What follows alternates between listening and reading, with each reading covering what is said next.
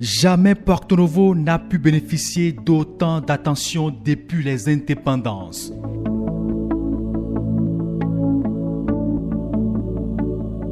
Une mutation spectaculaire qui lui redonne ses attributs de ville-capitale. Elle sort des ténèbres, rayonne enfin, brille de mille feux et les Ainovis savent le reconnaître à leur bienfaiteur.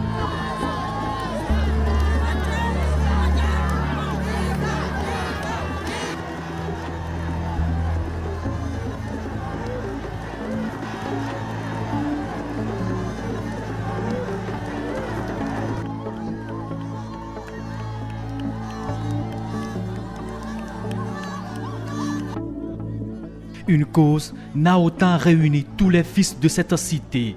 Les populations de la ville aux trois noms l'ont démontré au président de la République. Une union doublée d'un accueil digne d'un prince pour saluer la positive transformation de leur ville.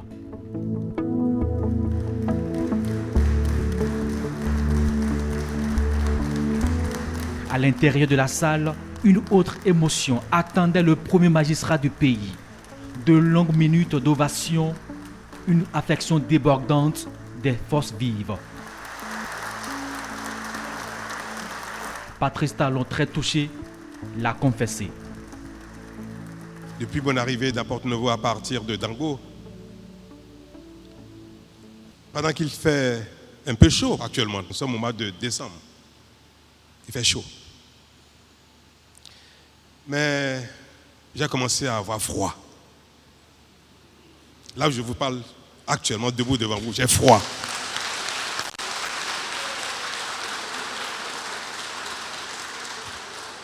J'ai une chair de poule qui ne tombe pas depuis 30-45 minutes.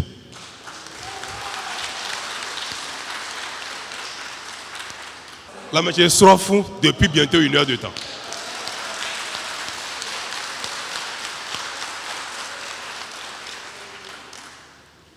Pour l'honneur que me fait Porto Novo, pour la manifestation si enthousiaste, si affective. Je suis objet depuis quelques minutes d'un témoignage d'amour incomparable, sans pareil. Mes chers Béninois, depuis 5 ans, nous avons vaincu la fatalité. Nous avons donner aux uns et aux autres la certitude qu'enfin, en définitive, nous sommes capables de satisfaire tous nos besoins. Et c'est ce que cette génération-ci laissera dans la mémoire des Béninois de demain et d'après-demain. Mais entre-temps, le premier responsable de la municipalité n'a pu s'empêcher de rappeler toute la panoplie de projets exécutés et qui redonnent espoir aux populations de Porto Novo.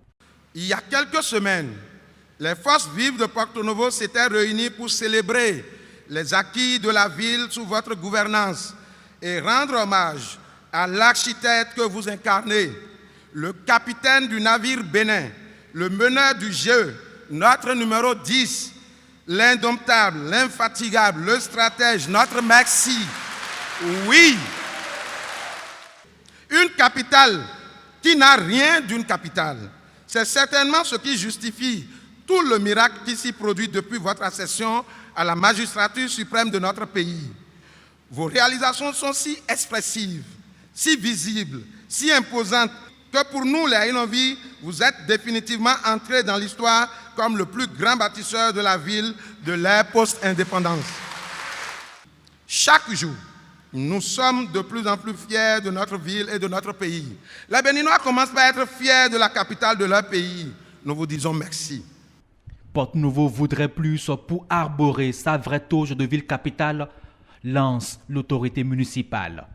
Les concitoyennes et concitoyens de la capitale nous chargent de vous dire très respectueusement, Monsieur le Président, qu'ils attendent la construction de la route inter-État Porto Novo-Igolo pour impulser une nouvelle dynamique économique avec le Nigeria. Qu'ils veulent vous voir lancer et inaugurer l'autoroute Sémin-Porto Novo avec un pont sur la lagune. Le 3e pont sur la lagune de Porto Novo qui relie notre ville à celle de Calavi, que ce serait merveilleux, Monsieur le Président, qu'ils désirent impatiemment l'aménagement et l'embellissement de nos berges lagunaires, que notre chère capitale ne dispose pas d'une infrastructure de grand standing pour accueillir des grandes rencontres à l'image d'un palais des congrès, que la capitale du Bénin espère dans les tout prochains mois le retour de toutes les institutions de la République.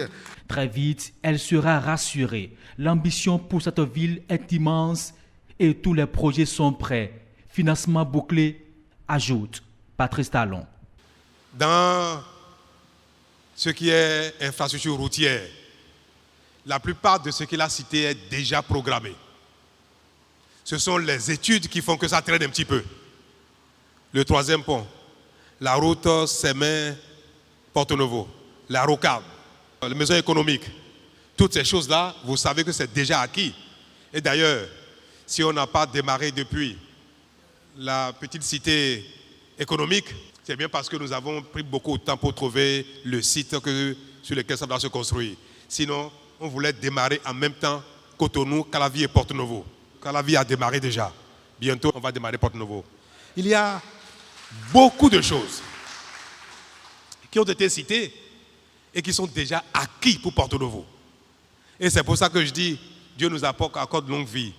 Pas trop longue vie, le reste là, il donnera à chacun ce qu'il a programmé. La prière que je lui fais, c'est que aucun de nous ne manque à l'appel dans les 1, 2, 3, 4 ans à venir.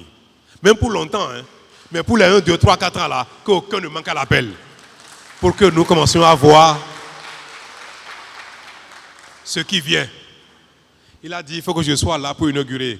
Même si je ne suis pas président, je serai dans la foule pour inaugurer ce qui sera fait. Il y a quelque chose dont je brûle l'envie d'être témoin. Quand nous allons, monsieur le président de l'Assemblée nationale, puisque avant la fin de la mandature actuelle, le nouveau siège de l'Assemblée nationale sera construit.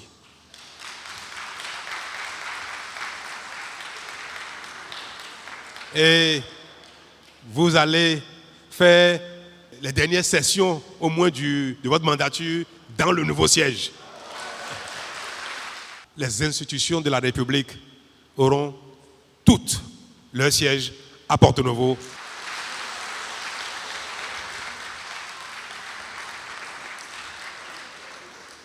Et cela va s'harmoniser avec l'autoroute Sémin-Porto-Novo, le troisième pont, la rocade.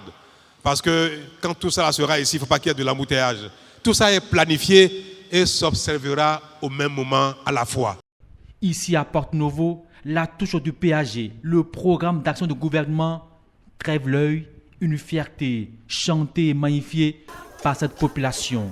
En témoigne cette liesse et ses cris de joie.